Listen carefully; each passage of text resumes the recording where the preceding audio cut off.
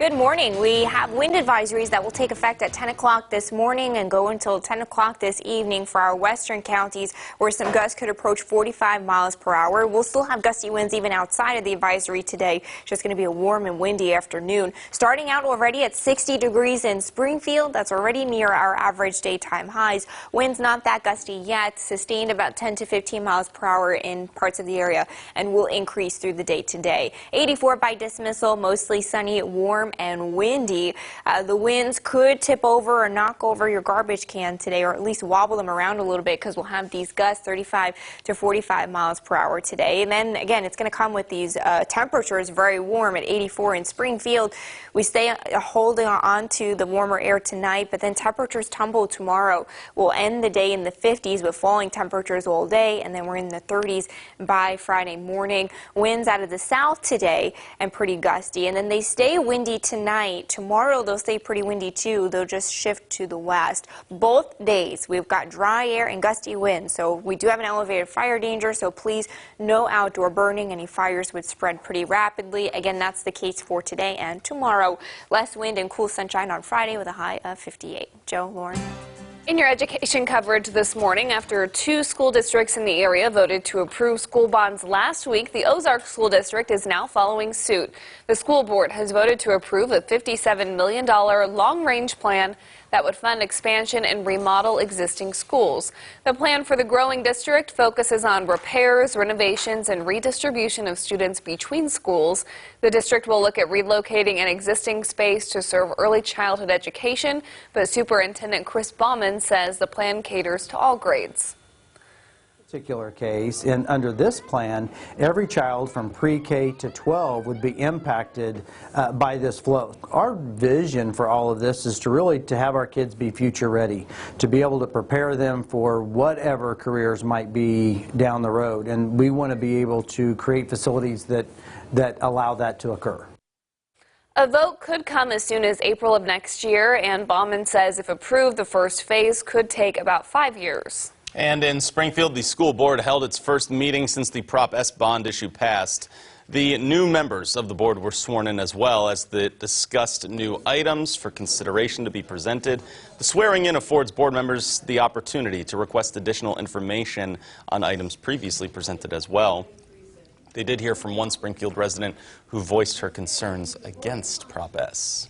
Happening this morning in Springfield, the Missouri Job Center is hosting a one-stop pop-up on Park Central Square. Hannah Zettel visited the first day of that event. She's with us now to tell us more on what's being offered today. That's correct, Joe and Lauren. Starting at 9 this morning, the Job Center will help folks search for jobs. The pop-up will be located outside of the Springfield Greene County Library branch on the square until 3 p.m. today. This event provides the resources of the Job Center to those who may not be able to travel to other Job Center locations. The pop-up will include regular Job Center services like resume writing, job searches, skills assessments, and information on job skills classes. Missouri Job Center spokesperson Catherine Trombetta explains Job Center employees will customize assistance to applicants in many different circumstances. We can also help if there are any barriers to employment that you have, such as transportation, child care. We can also get you plugged into those types of resources as well. Just coming out of prison like 2 years ago, different job opportunities, different classes they can help us school through as far as finding different work. So yeah, it's a big help to us. It means something to me, you know. So again, it's a really good central location in case people don't have a ride to the other locations, and it's from 9 a.m. to 3 p.m. today. Okay, a good day for it. Thank you, Hannah. Certainly. Thank you very much, Hannah.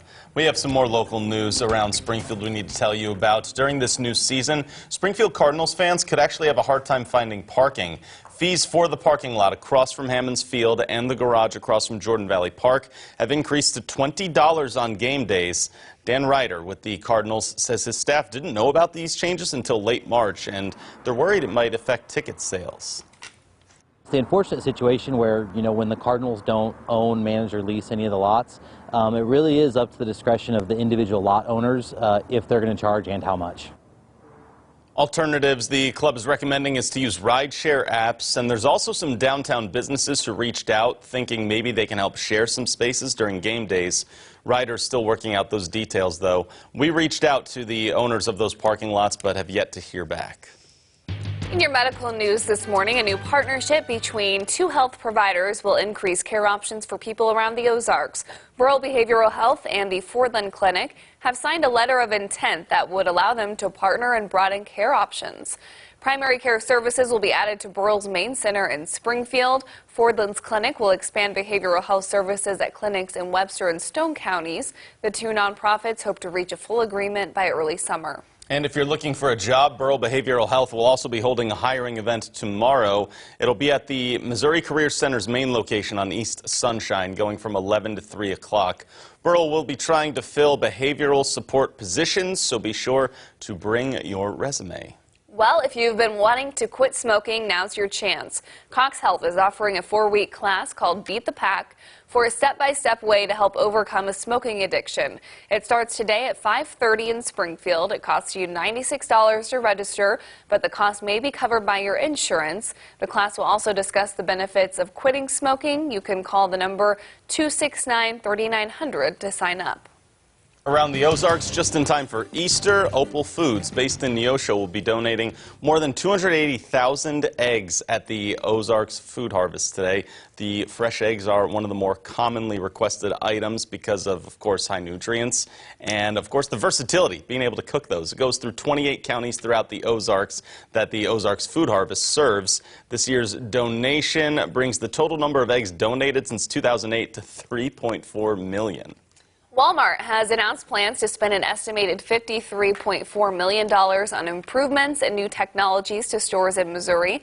Some of the projects the funding will go toward includes 8 store remodels, including the Walmart on North Massey in Nixa, free grocery pickup to 43 stores, and grocery delivery coming to 25 stores. Walmart will also be using the funding to bring in new technology like automated floor cleaners to stores to help make shoppers' experiences a little bit cleaner. Today at noon at the White River Conference Center, the United Way the Ozarks holds its annual meeting as the organization will use this event to announce the 2018 Pillar Award winners, which recognize an individual, company, or organization that has the culture of giving and community engagement. It will also announce their 2018 campaign totals. And some of the country's top military heroes will be right here in Springfield from now until Sunday for the 129th Annual Convention of the Legion of Valor. The organization's members consist of recipients of top medals in all branches of military service. The Medal of Honor, the Distinguished Service Cross, the Navy Cross, and the Air Force Cross.